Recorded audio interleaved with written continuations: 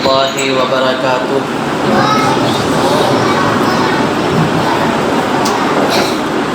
ان الحمد للہ نحمده ونستعینه ونستغفره ونعوذ باللہ من شرور انفسنا ومن سیئات اعمالنا من يهده الله فلا مضل له ومن يضلل فلا هادي له أشهد أن لا إله إلا الله وحده لا شريك له وأشهد أن محمدا عبده ورسوله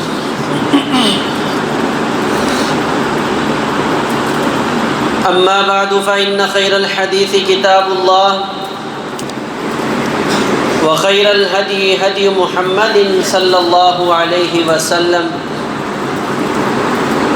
إن شر الأمور محدثاتها وكل محدثة بدعة وكل بدعة ضلالة وكل ضلالة في النار اللهم صل على محمد وعلى آل محمد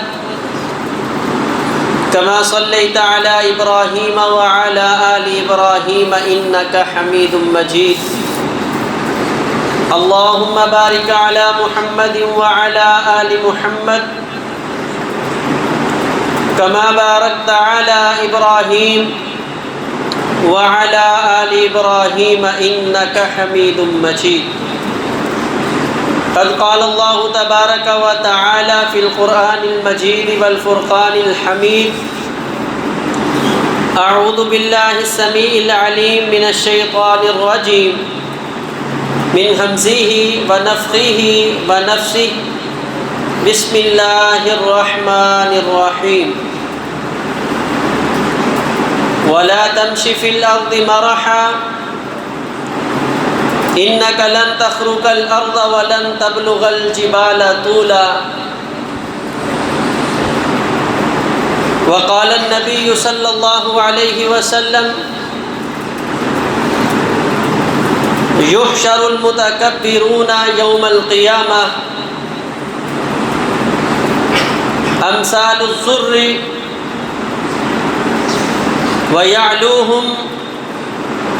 كل شيء عليهم أو كما قال عليه الصلاة والسلام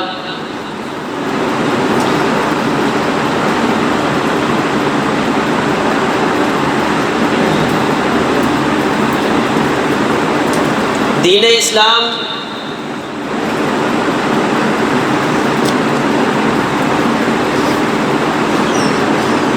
عقیدت اور محبت اور پیار خیر خواہی کا دین ہے۔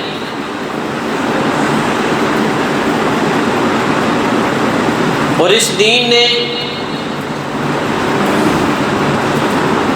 انسانیت کو وہ عزت بخشی ہے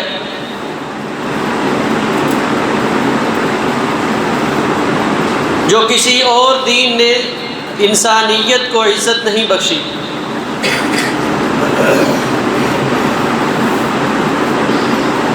انسان کی جان، انسان کا مال، انسان کی عزت دین اسلام نے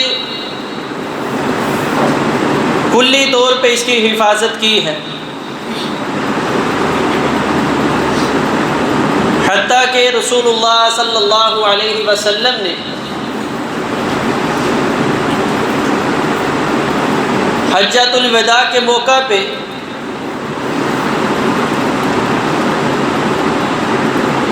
جب لوگوں کو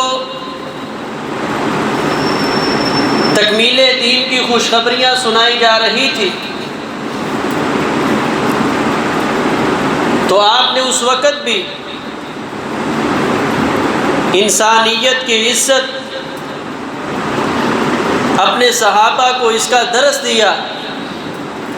اور نبی علیہ الصلاۃ والسلام پوچھ رہے تھے صحابہ سے، بتائیں آج دن کون سا ہے،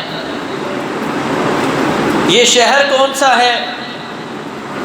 مہینہ کون سا ہے، صحابہ فرماتے ہیں ہم سوچ رہے تھے نبی علیہ الصلاۃ والسلام شاید آج اس شہر کا نام تبدیل کر دیں، اس مہینے اور دن کا نام آپ تبدیل کر دیں گے، لیکن آپ اس لیے پوچھ رہے تھے کہ یہ پوری دنیا پہ مسلم چیز تھی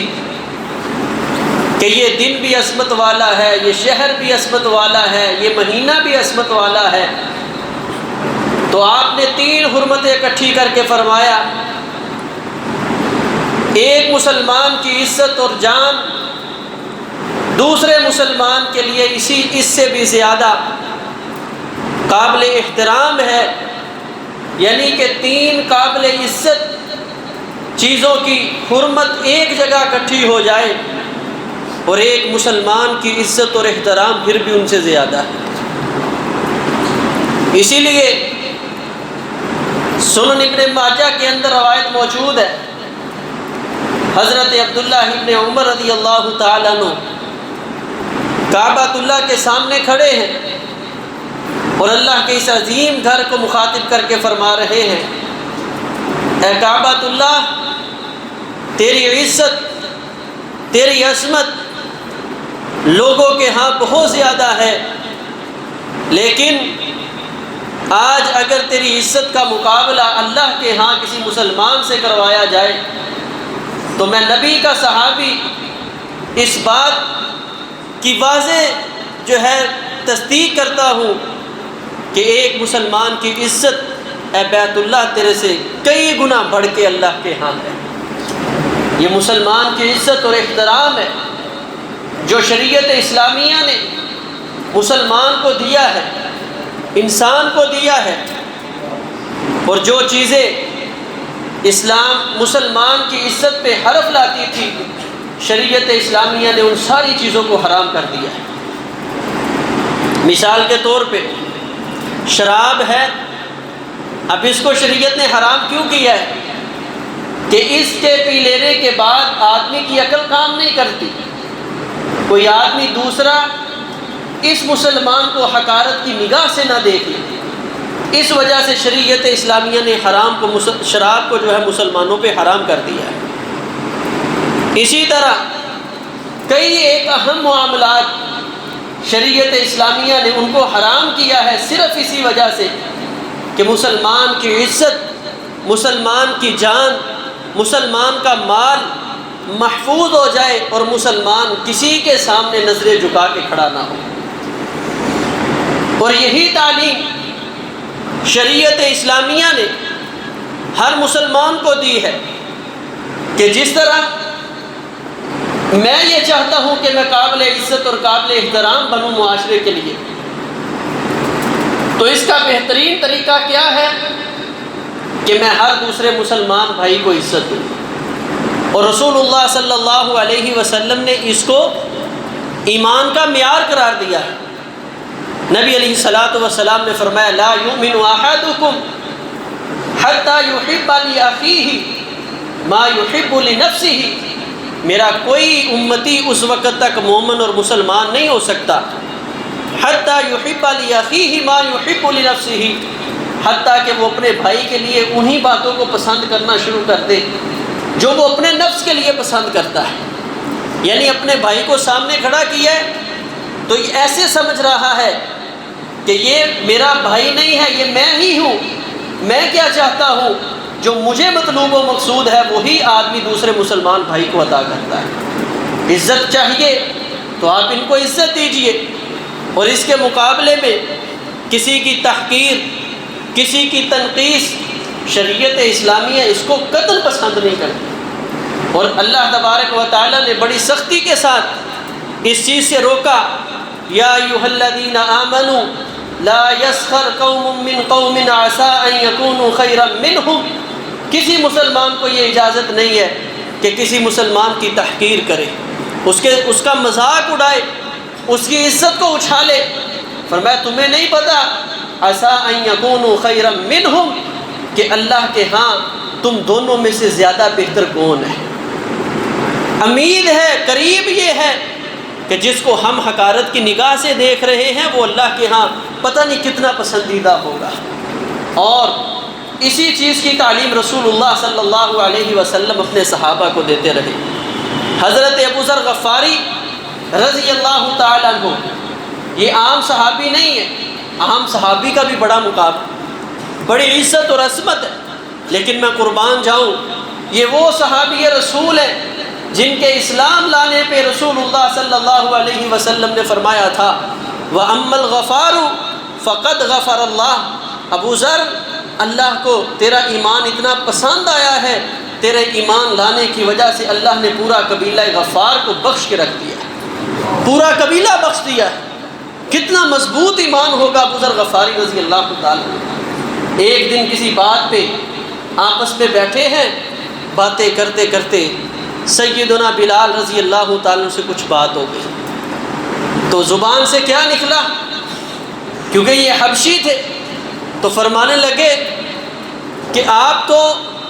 کالے رنگ کی ماں کے بیٹے ہیں، یعنی آپ کی ماں کا رنگ تو کالا ہے۔ رسول اللہ صلی اللہ علیہ وسلم تک یہ بات پہنچی، نبی علیہ الصلوۃ والسلام نے ایک عظیم الشان درس ارشاد فرمایا، اور نبی علیہ الصلوۃ والسلام نے فرمایا کیا تمہارے اندر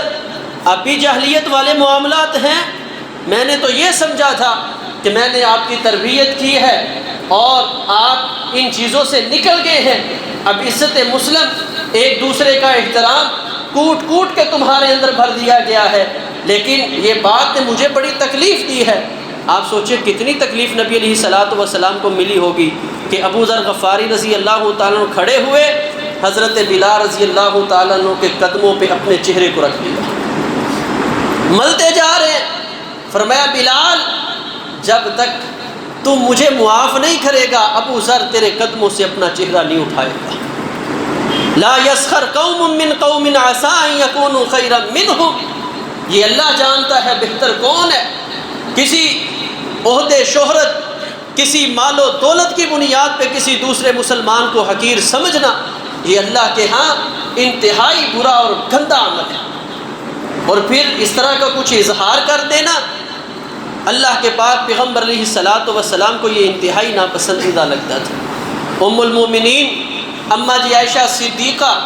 رضی اللہ تعالی عنہ کے پاس ایک مرتبہ ایک آدمی کا ذکر کیا گیا، وہ فلاں آدمی ایسے ہے ایسے ہے ایسے ہے۔ اماں جی عائشہ صدیقہ رضی اللہ تعالیٰ فرمانے لگی ماں چپ کر جاؤ، بس کرو، کیوں؟ فرمایا ایک مرتبہ میں بھی رسول اللہ صلی اللہ علیہ وسلم کے پاس تھی، نبی علیہ الصلوۃ والسلام کی بیوی ام المومنین اماں جی صفیہ رضی اللہ تعالیٰ عنہ کو کچھ ضرورت پڑی اور میری سواری کی، انہوں نے مجھ سے سواری مانگی، تو میری زبان سے یہ بات رسول اللہ صلی اللہ علیہ وسلم کی موجودگی میں نکل گئی کہ وہ فلاں بن فلاں ہے، اور فرمانے لگی تعنی قصیرہ، مراد یہ تھی کہ وہ چھوٹے قد کی ہے، تو میں نے اپنی زبان سے یہ کہہ دیا وہ گٹھنی کو میں اپنی سواری دوں۔ اتنی بات اس کے وجود کے بارے میں کہی۔ رسول اللہ صلی اللہ علیہ وسلم نے فرمایا یا عائشہ لقد قلت کلمۃ، اے میری بیوی عائشہ تو نے آج ایسا کلمہ کہا ہے، لو مسجت بالبحر، اگر یہ کلمہ دنیا کے سارے پانیوں کے ساتھ، سمندروں اور دریاؤں کے ساتھ، دنیا کے جتنے میٹھے پانی ہیں سب پانیوں کے ساتھ ملا دیا جائے، تو پیغمبر علیہ الصلوۃ والسلام نے فرمایا لمسجت، تو سارے کے سارے دنیا کے میٹھے پانی کڑوے ہو جائیں۔ اللہ کے ہاں یہ کلمہ اتنا گندھا لگتا ہے جو کسی مسلمان کی تحقیر کے لیے زبان سے نکالا جا سکے، اور ہم جتنا چاہیں کسی کی عزت کو اچھالیں، جتنا چاہیں کسی کے اوپر ہم تبرہ کریں، جس قدر چاہیں کسی کی عزت کو اچھال دیں، ہمیں کوئی پوچھنے والا نہیں۔ رسول اللہ صلی اللہ علیہ وسلم نے ارشاد فرمایا لا يدخل الجنہ من کان فی قلبہ مثقال ذرۃ من خردل، نبی علیہ الصلوۃ والسلام نے فرمایا کوئی آدمی وہ جنت میں نہیں جا سکتا جس کے دل کے اندر ایک ذرہ برابر تکبر ہوگا، اللہ ایسے آدمی کو کبھی جنت میں داخل نہیں کرے گا۔ ایک ذرہ برابر، ذرہ کس کو کہتے ہیں؟ آپ میں سے کسی نے، اکثر نے بلکہ خشخاش دیکھی ہوگی، خشخاش کے جو دانے ہیں ان سے بھی یہ نصف ہوتا ہے۔ اس قدر اتنا اگر تکبر ہوا تو اللہ اس آدمی کو جنت کا داخلہ نہیں نصیب فرمائے۔ اب اتنا حساس معاملہ تھا، صحابہ اکرام فرمانے لگے یا رسول اللہ صلی اللہ علیہ وسلم، ہم میں سے ہر شخص یہ پسند کرتا ہے ان یکون لہ نعلہ حسنۃ، اس کے جو جوتے ہیں وہ خوبصورت ہوں، ہر بندہ یہ پسند کرتا ہے اس کا لباس خوبصورت ہو۔ کیا اس چیز کو تکبر کہیں گے؟ اچھا کپڑا پہن لیا، اچھا جوتا پہن لیا۔ نبی علیہ الصلوۃ والسلام نے فرمایا لا، نہیں، یہ تکبر نہیں ہے، بل بطر الحق وغمط الناس، جو جنت سے آدمی کو دور کرنے والا تکبر ہے وہ کیا ہے؟ فرمایا بطر الحق، حق بات آپ کے سامنے آ جائے تو آپ کہیں میں نہیں مانتا، وغمط الناس، اور لوگوں کو حقیر جاننا اپنی نظر میں، وہ اس کی کیا حیثیت ہے، یہ کیا ہے، اس کو حق کس نے دیا ہماری مجلس میں بولنے کا، اس کے اندر جرت کیسے پیدا ہوئی ہمارے ساتھ بیٹھنے کی، اس کا اور میرا سٹیٹس ملتا ہی نہیں ہے، یہ کس نے بنائے ہیں؟ جو امام الانبیاء جناب محمد رسول اللہ صلی اللہ علیہ وسلم، آپ کو پتہ ہے جنہوں نے تورات انجیل پڑھی تھی وہ نبی علیہ الصلوۃ والسلام کے چہرے سے پہچان جاتے تھے یہ اللہ کے نبی ہیں، لیکن جنہوں نے انبیاء کی اور خصوصاً نبی علیہ الصلوۃ والسلام کی صفات نہیں پڑھی تھی وہ اکثر کیا کرتے تھے، ان کو پتہ ہی نہیں چلتا تھا کہ نبی کون ہے، امتی کون ہے، کس کو مقام ملا ہے جناب محمد رسول اللہ صلی اللہ علیہ وسلم کے برابر کوئی دنیا میں پیدا ہو سکتا ہے جس کے بارے میں اللہ تبارک و تعالیٰ نے اپنے فرشتوں کے ذریعے یہ پیغام پہنچایا تھا، لو وسنت بین اہل السماء والارض لرجحت، ایک طرف زمین و آسمان اور اس کی ساری مخلوقات، اولیاء، اتقیاء، صلحاء، اشقیاء، ملائکہ، فرشتے، انبیاء، سب کو ایک پلڑے میں رکھ دیا جائے، ایک پلڑے میں عزت اور مقام کے اعتبار سے جناب محمد رسول اللہ صلی اللہ علیہ وسلم کو رکھ دیا جائے، پھر بھی پیغمبر کا وزن بھاری ہے، زیادہ ہے۔ لیکن لوگوں کے ساتھ تعلق کیسا ہے، لوگوں کے ساتھ رہنا سہنا کیسا ہے کہ صحابہ نبی علیہ الصلوۃ والسلام کے پاس بیٹھے ہوتے، کتنی ہی روایات ملتی ہیں، آنے والا آ کے پوچھتا تم میں سے محمد کون ہے صلی اللہ علیہ وسلم، اس قدر سادگی کے ساتھ، لوگوں کے ساتھ اس قدر محبت کے ساتھ۔ ہمارے تو سٹیٹس الگ الگ ہیں، معیار الگ الگ ہیں، رسول اللہ صلی اللہ علیہ وسلم نے فرمایا تکبر کیا ہے، بطر الحق وغمط الناس، اور ایسا شخص اللہ کی نگاہ میں انتہائی بدترین، گندا اور برا ہے جس آدمی کے دل کے اندر تکبر ہے۔ رسول اللہ صلی اللہ علیہ وسلم نے فرمایا، آپ نے فرمایا ایک دفعہ ایک آدمی بین رجل یمشی بین بردین، نبی علیہ الصلوۃ والسلام نے فرمایا ایک دفعہ کا واقعہ ہے، ایک آدمی دو چادریں پہن کے تکبر کے ساتھ چلتا ہوا زمین پہ اکڑ اکڑ کے چل رہا تھا، اور اللہ تبارک و تعالیٰ کو اس کا یہ تکبر، یہ انداز، لوگوں کے سامنے اپنی بڑھائی، لوگوں کو ہیچ کرنا، اللہ تعالیٰ کو اس کا یہ انداز اس قدر برا لگا، اللہ تبارک و تعالیٰ نے اس کو اس چلتے ہوئے زمین کے اندر دنسا دیا، اور فرمایا یتجلجل الی یوم القیامہ،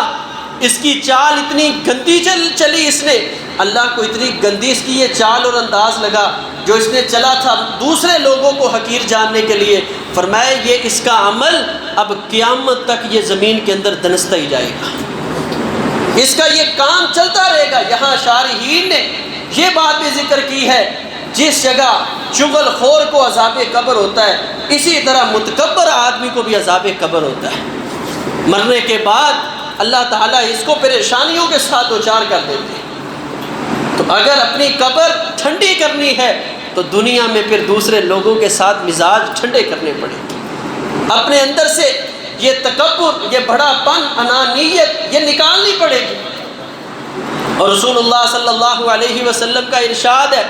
اللہ کے پاک پیغمبر علیہ الصلوۃ والسلام نے فرمایا یحشر المتکبرون یوم القیامہ امثال الذرہ، نبی علیہ الصلوۃ والسلام نے فرمایا کل قیامت کے دن اللہ تبارک و تعالیٰ متکبر لوگوں کو، یہ جو کہتے ہیں اس کا اور ہمارا معیار ہی نہیں ملتا، ان لوگوں کو کل قیامت کے دن اللہ اکٹھے فرمائیں گے، حشر ان کا ہوگا، یہ چل کے اپنی قبروں سے میدان حشر کی طرف آئیں گے۔ نبی علیہ الصلوۃ والسلام نے فرمایا یہ جب چلیں گے تو کیا حالت ہوگی؟ امثال الذرہ،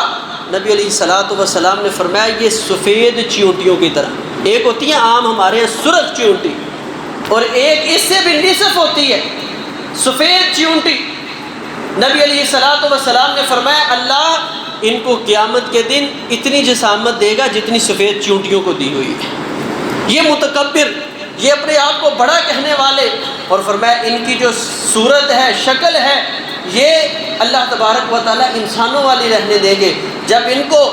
اللہ کی بارگاہ میں لایا جائے گا تکبر کی بنیاد پہ، میرا اللہ ان کو اپنی مٹھی میں بند کر کے کہے گا این المتکبرون این المتجبرون، تکبر کرنے والے لوگوں کو حقیر جاننے والے ذرا میں رب کے سامنے تو آئیں۔ اس آدمی کا حشر کیا ہوگا جس کو میرا رب کل قیامت کے دن کہے میرے سامنے تو آ۔ اور نبی علیہ الصلوۃ والسلام نے فرمایا فیدخلہم النار، ان کو جہنم میں داخل کر دیا جائے گا، فیشربہم، اور ان کو جہنم میں داخل کرنے کے بعد ان کی مہمان نوازی کی جائے گی، ان کو پانی پلایا جائے گا۔ یہ پانی کس چیز کا ہے؟ من طینۃ الخبال، پیغمبر علیہ الصلوۃ والسلام نے فرمایا جہنمیوں کا پیپ اور ریشہ اور خون کچلو، ان کے بھر بھر کے جام ان کو پلائے جائیں گے جو متکبر ہیں، دنیا میں لوگوں کو حقیر سمجھنے والے ہیں۔ اپنے دلوں سے یہ چیزیں نکال دے، اللہ نے عزت دی ہے، یہ اللہ کی عطا ہے، اللہ نے مقام دیا ہے، کسی منصب پہ فائز کیا ہے، یہ اللہ کا فضل ہے، اللہ نے دولت دی ہے، یہ اللہ تبارک و تعالیٰ کا کرم ہے۔ اس کا یہ مطلب نہیں ہے کہ ہم دوسرے کسی کمزور، کسی غریب کو جو ہے وہ حقیر سمجھیں، اور اس کو رسول اللہ صلی اللہ علیہ وسلم نے قطعاً پسند نہیں کیا۔ اور ایک بہت بڑے، بعض نے تو اللہ کے نبی قرار دیے، حضرت لقمان علیہ الصلوۃ والسلام، اپنے بیٹوں کو اسپیشل وصیت کی اور فرمانے لگے میرے پیارے بیٹا ولا تمشی فی الارض مرحا، اے میرے پیارے بیٹا زمین پہ جب آپ نے چلنا ہے اکڑ کے نہیں چلنا، آپ کی چال میں تکبر نہ ہو، ایسی چال مت چلنا جس کے ساتھ کسی دوسرے مسلمان کی عزت پہ حرف آ جائے، آپ کا انداز اس طرح کا نہیں ہونا چاہیے۔ کیوں؟ فرمایا اللہ کسی بھی تکبر کرنے والے کو پسند نہیں کرتے، تو اس لیے تکبر کو اپنے دل سے نکال دے، دوسرے مسلمان کو ترجیح دے، دوسرے مسلمان کی عزت کریں، احترام کریں۔ جب احترام کریں گے تو رسول اللہ صلی اللہ علیہ وسلم نے پھر ہمیں تحفہ بھی دیا ہے، سلسلہ صحیحہ میں آتا ہے، رسول اللہ صلی اللہ علیہ وسلم نے فرمایا جو شخص من فارق الروح من الجسد، ایسے آدمی کی روح اس کے جسم سے جدا ہوئی ہے، وہو بریء من الثلاث، وہ تین چیزوں سے بری تھا، اس کے جسم کے ساتھ سے روح جدا ہوئی، اس کا تین چیزوں کے ساتھ تعلق تھا، تو نبی علیہ الصلوۃ والسلام نے فرمایا میرا اللہ داخل الجنہ، اس شخص کو جنت میں ضرور داخل کر دے۔ وہ تین چیزیں کون سی ہیں؟ ان میں سب سے پہلی چیز اللہ کے پاک پیغمبر علیہ الصلوۃ والسلام نے فرمایا الکبر، وہ آدمی اپنے آپ کو تکبر سے پاک رکھتا تھا، دوسرے مسلمانوں کو ترجیح دیتا تھا، اہمیت دیتا تھا، ان کی عزت کرتا تھا، قدر کرتا تھا، اور جو قدر نہیں کرتا اس کو کل قیامت کے دن میرا رب چیونٹیوں کی طرح میدان حشر میں لے کے آئے گا۔ تو اس لیے آج وقت ہے ہم اپنی اصلاح کریں اس مسئلہ میں کہ ہمارے اندر کہیں تکبر تو نہیں ہے۔ تکبر کی تعریف خود رسول اللہ صلی اللہ علیہ وسلم نے کر دی ہے، لوگوں کو حقیر سمجھنا، حقارت کی نگاہ سے کسی کو بھی دیکھنا، کوئی کمزور ہے، کوئی پڑھ نہیں سکا، کوئی کسی عہدے پہ فائز نہیں ہو سکا، کسی کو اللہ نے دولت نہیں دی، تو ہمارا حق کیا بنتا ہے ہم پھر بھی اس کی عزت کریں کہ وہ مسلمان ہے، اللہ کا بندہ ہے، اللہ کے ہاں اس کا مقام اور مرتبہ بہت زیادہ ہے۔ اللہ کے پاک پیغمبر علیہ الصلوۃ والسلام نے فرمایا ایک آدمی نا بنی اسرائیل میں ایک عورت اپنے بچے کو دودھ پلا رہی تھی، تو وہ بچہ دودھ پیتے اس کے سامنے سے ایک آدمی گزرا، وہ ذرا تکبر کی چال چل رہا تھا، تو یہ آدمی، یہ بچہ جو ہے دودھ پیتا بچہ، یہ جلدی سے ایسے پیچھے ہٹ کے دودھ پیتے پیتے چھوڑ کے کہنے لگا اے اللہ مجھ کو اس جیسا نہ کر دینا۔ تو اس کی ماں اس کو تھپکی دے کے کہتی ہے اللہ کرے تو اس جیسا ہو جائے، یعنی بڑا جاہو جلال والا ہے ظاہری طور پہ، بڑی عزت و عظمت والا ہے۔ رسول اللہ صلی اللہ علیہ وسلم نے فرمایا اسی جگہ پہ تھوڑی دیر کے بعد ایک غریب کنگال آدمی، بہت کمزور سا آدمی، اور اس کو لوگ کسی مسئلہ پہ مار بھی رہے ہیں، تو ماں اس کی جلدی سے کہتی ہے اللہ میرے بیٹے کو ایسا نہ بنا دینا۔ فرمایا یہ بچہ جلدی سے دودھ چھوڑ کے کہتا ہے اے اللہ مجھے اس آدمی جیسا بنا دینا۔ نبی علیہ الصلوۃ والسلام نے فرمایا وہ جو جاہ و جلال کے ساتھ چل رہا تھا وہ متکبر تھا، اور وہ اسی طرح چلتا چلتا جہنم میں داخل ہو گیا۔ اور اللہ تبارک و تعالیٰ نے یہ کرامت، یہ معجزہ کیوں ظاہر کیا تھا؟ تاکہ لوگوں کے جو اپنے معیار ہیں وہ ختم ہو جائیں۔ ظاہری طور پہ کوئی بڑی وساقتہ والا آدمی ہے تو ضروری نہیں ہے یہ اللہ کے ہاں بھی قابل عزت ہے، اور جس کو ظاہری طور پہ ظلم و ستم جس پہ ڈائے جا رہے ہیں ضروری نہیں ہے کہ یہ اللہ کے ہاں جو ہے کمتر ہے۔ اللہ کے ہاں فرمایا یہ آدمی سچا تھا، حق پہ تھا، اس کو لوگ مارتے رہے حتیٰ کہ میرے رب نے اس کو اپنے پاس بلا لیا، اور اس کو میرے رب نے اس کے ساتھ اتنا پیار اتنی محبت کی ہے اللہ نے اس کو اپنے چہرے کا دیدار بھی کروا دیا۔ تو میرے پیارے بھائیو ہم کس بنیاد پہ کریں گے یہ بات کہ میرا سٹیٹس ہے اور اس کا نہیں ہے، میرا معیار اپنا ہے اس کا میرے ساتھ ملتا نہیں ہے؟ مت ایسی بات سوچئے۔ اللہ تبارک و تعالی ہمیں قرآن و سنت کے مطابق زندگی بسر کرنے کی توفیق عطا فرمائے۔ تکبر انتہائی بری اور گندی لعنت ہے، اللہ تبارک و تعالی ہمیں اس سے محفوظ فرمائے۔